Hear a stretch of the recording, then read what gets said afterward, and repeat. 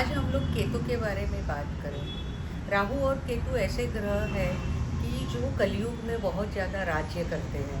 इसीलिए राहु केतु के आसपास या राहु केतु के साथ जो भी ग्रह विराजमान होते हैं, उस ग्रह को हम बोलते हैं कि दोष लग जाता है, यानी कि हम बोलते हैं पितृदोष लगता है। अगर यह केतु अगर सूर्य के साथ आ गया तो भी पितृदोष माना गया है, परंतु जो केतु है उसको माता की तरफ के दोष माना गया है।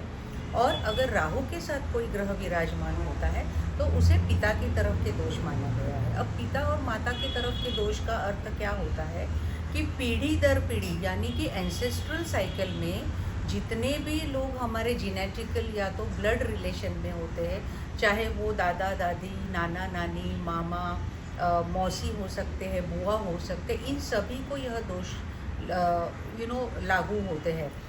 कई लोगों की ऐसी धारणा है कि मेरे कुंडली में है तो मेरे पिता की तरफ से आया, इसका मतलब उनका परिवार नहीं। यह एक एंसेस्ट्रल साइकिल है जो पीढ़ी दर पीढ़ी आपके कुंडली में यह दोष आता है।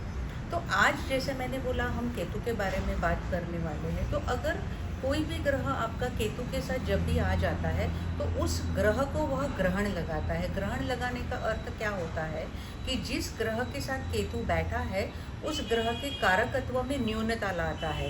कैसे न्यूनता लाता है? जैसे कि कोई समझिए कि शनि अगर केतु के साथ बैठ गया है किसी भी घर में, ठीक है, तो वह शनि की क्षमता को कमज़ोर बना देता है। इसका मतलब ऐसा नहीं कि शनि फल नहीं दे पाता, परंतु वो दुविधा में हो जाता है शनि। या तो ऐसे भी हो सकता है कि केतु यह एक डिटैचमेंट यानी कि विरक्ति का कारक है, तो वह व्यक्ति को ना उस कारकत्व से, जो शनि का कारकत्व है यानी कि कर्म करना, आलस्य से बाहर आना, या तो फिर कुछ अच्छी नई सोच करना, तो केतु वो खींचने का काम करता है। पर जब हमें पता है कि हमारा शनि केतु के साथ विराजमान है तो हमें उसको ओवरकम करने की कोशिश करनी चाहिए। जैसे कि हमने केतु के कारकत्व जैसे माइनस है वैसे ही उसमें पॉजिटिव भी बहुत ज़्यादा है, प्लस भी बहुत ज़्यादा है। केतु क्या है?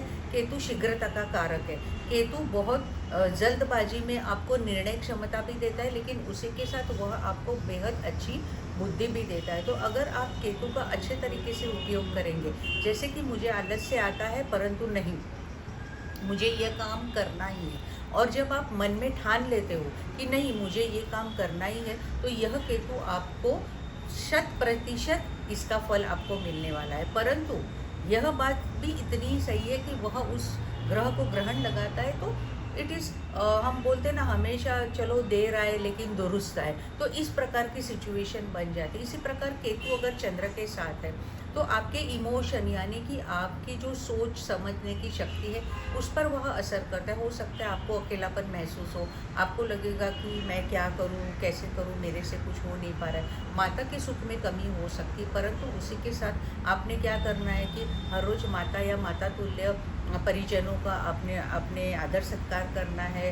उन्हें हमेशा नमन करना है, उनका आशीर्वाद लेना है, तो अवश्य यह केतु आपको अच्छे फल देगा। कैसे अच्छे फल देगा? तो यह आपको अपने राज्य से बाहर, अपने शहर से बाहर अगर आप जाना चाहते हो, या तो अपने देश के बाहर अगर आप कुछ कामकाज के लिए जाना चाहते हो, तो यह अवश्य केतु आपको वहाँ भेजने की क्षमता रखता है। परंतु ग्रहण लगा है वहाँ हम अवश्य बोल सकते। तो इसलिए हमने क्या करना है कि जो चंद्र पावर है उसको हमने सबसे ज़्यादा हमने बढ़ाना है। तो केतु जिस भी ग्रह के साथ होता है, तो आपकी कुंडली में केतु कौन से ग्रह के साथ है तो उसके रिलेटेड आपकी पास्ट लाइफ का यह कनेक्शन भी दिखाता है। तो आप अवश्य मुझे कमेंट बॉक्स में बताइए कि आपका केतु कहाँ विराजमान है।